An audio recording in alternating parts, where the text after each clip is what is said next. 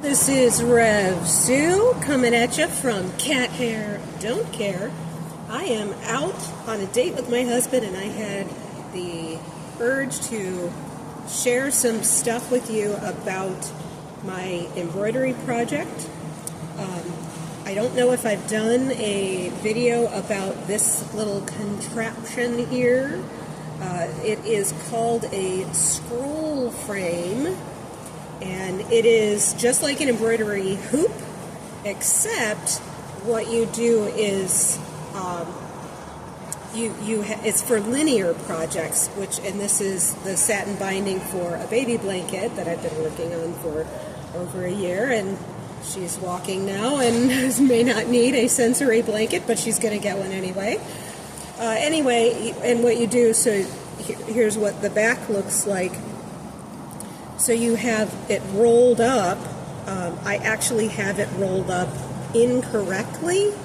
It should be that the work gets rolled up inside so that it's protected, and that also when you roll it to the inside protects the tracing.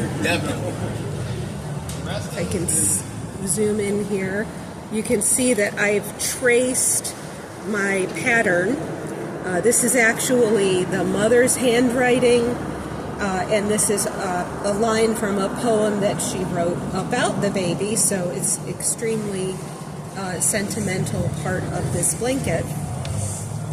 But what I wanted to show you is not necessarily the embroidery itself.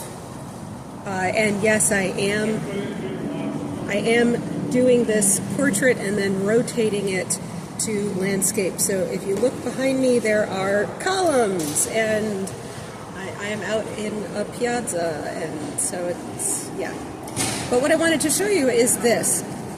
So when I laid out all of the words, it was her handwriting that I blew up on a copier, actually in Word, and then printed it. And of course, everything, all the words, I couldn't make them linear. I had to put them on multiple lines.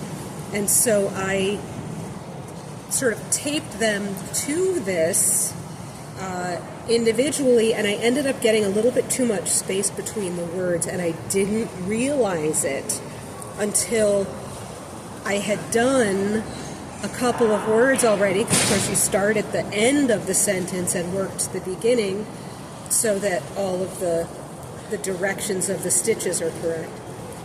But since the theme of the blanket is stars, I went ahead and just put a couple of simple, it doesn't have to be perfect, a couple of space holders, essentially, space fillers.